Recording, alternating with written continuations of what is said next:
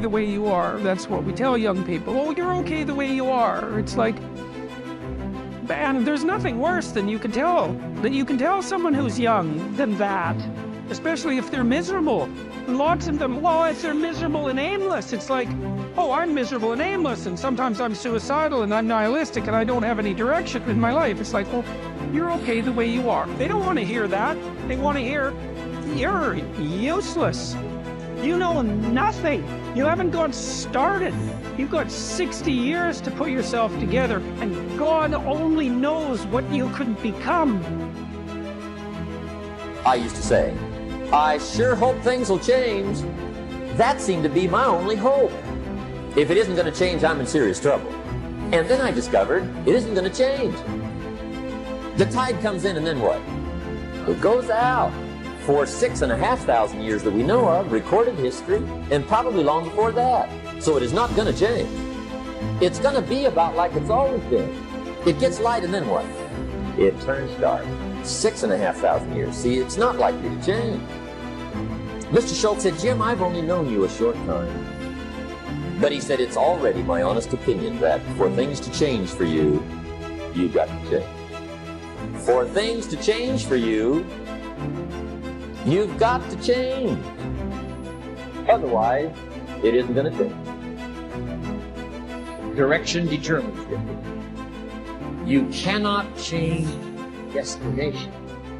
It means you can't arrive at a 5-year place tomorrow. But here's what you can change today. And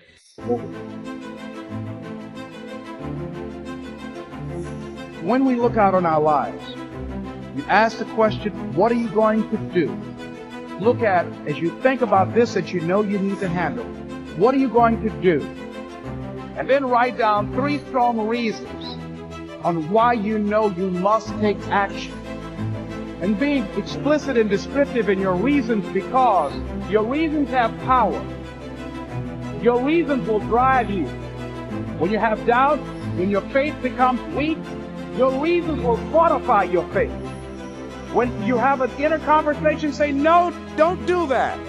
Your reasons will become your rod and your staff to comfort you, to take you through those challenging moments. So write down your reasons. And what you will find, that when you decide to act, when you decide to take life on, and let me warn you, it can be painful, it will be uncomfortable, and that's where the growth is. Luck is a word that people usually use to describe things that happen that they don't understand and can't explain.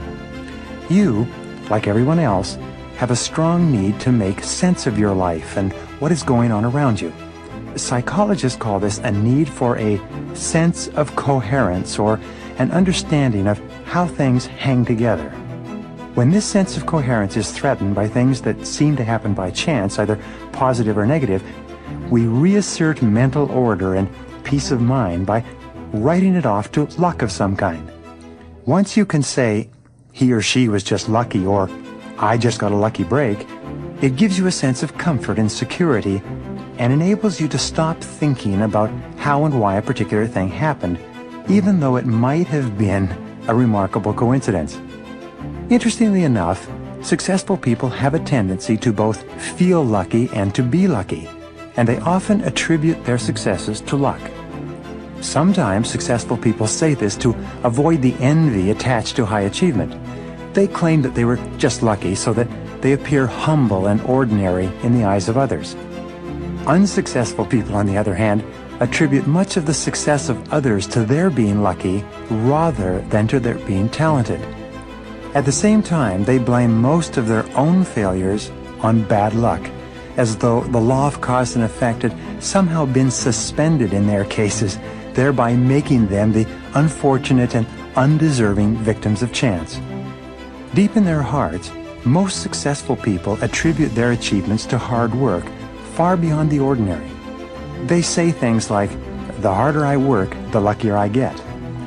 They believe that they have earned their success and that they deserve the occasional lucky break that seems to pop up and propel them forward far faster than the ordinary.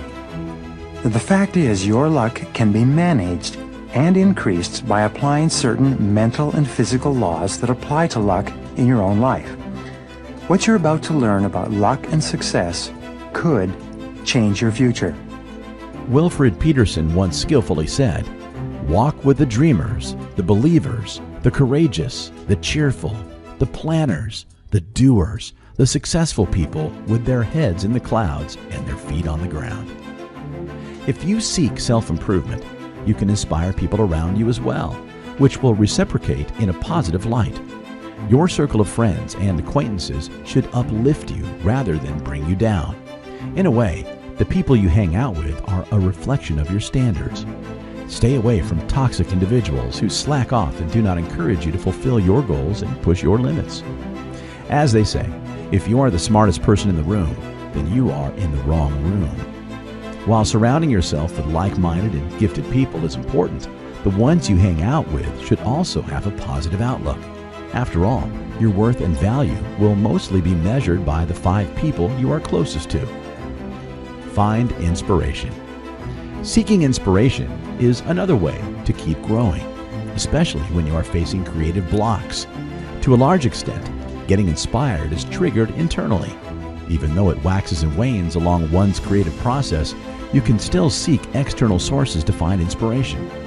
In reality, we all can use inspiration to remain positive and feed our souls.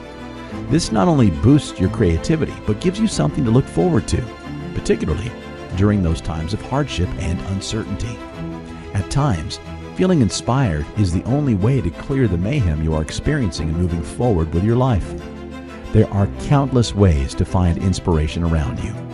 Reading, exercising, meditating, painting, or a stroll in the park are a couple of ways to recharge your batteries. Inspiration can be both active and passive. Finding active inspiration motivates you to create something with great purpose, whereas passive inspiration enables you to see the skills and talents of other people and draw your motivation from them. At times when you find yourself in the doldrums, you may conclude that you are just not skilled enough for a certain task. In truth, you simply lack inspiration for the creative juices to flow. By engaging with your entourage and surroundings, you can hope to ignite that spark that will unlock all the doors in front of you.